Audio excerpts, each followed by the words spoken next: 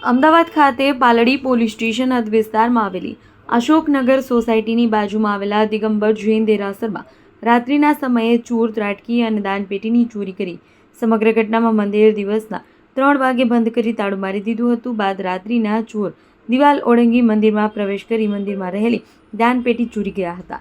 બીજી કોઈ વસ્તુની ચોરી અથવા અન્ય કોઈ ચોરી થઈ છે કે નહીં તેની તપાસ હાલ પાલડી પોલીસ કરી રહી છે. અતિ શાંત અને સભ્ય ગણાતા પાલડી વિસ્તારમાં આવેલા જૈનોના દેરાસરમાં પણ હવે આવા ચોરીના કિસ્સા બનવા પામ્યા છે.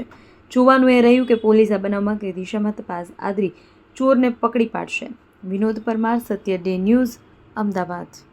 નામ સુમતીલાલ શંકરલાલ જૈન. સુમતીલાલ, શું ઘટના બની હતી? ચોરીની કોઈ ઘટના શું કઈ રીતે અમારો મંદિર બપોરે કાલે સવારે બપોરે 3 વાગે વસ્તી કરીએ છીએ.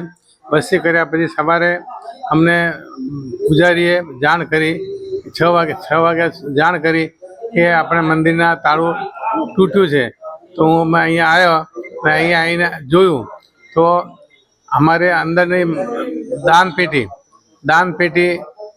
જણાતી નથી.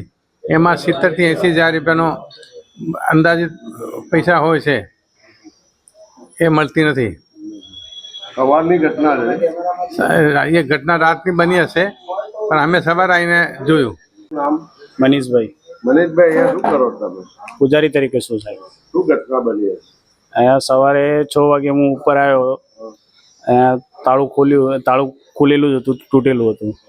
પછી એક ભાઈ પેલા છે બીજા અમારે દેરાસરમાં રોજ આવે છે, એને અમે 2 જણા અંદર ગયા તો અંદર પેલી જીવદયાની પેટી હતી ડબ્બા જેવી, એમાં જેમાં જીવદયાના પૈસા નાખીએ છીએ એ પેટી નહીં હતી. અહીંયા તો જે તાળું તોડ્યું હતું એ ઉપર સામે ટેબલ ઉપર મૂકેલું હતું. એના પછી બહાર આવીને અમે અમારે જે ટ્રસ્ટી છે એમને ફોન કરીને બોલાયા. પછી જે બી હતી એ બીજા બી હતા અને એમને પોલીસની કમ્પ્લેન્ટ કરી. પછી કેટલા વાગે આપણે ખોલ્યું? 6 વાગે લગભગ. ઉપર 6 વાગે આવ્યો તો, નીચે 6:10 ખોલી નાખી. 6 માં 10 કમાતાને ખોલ્યું.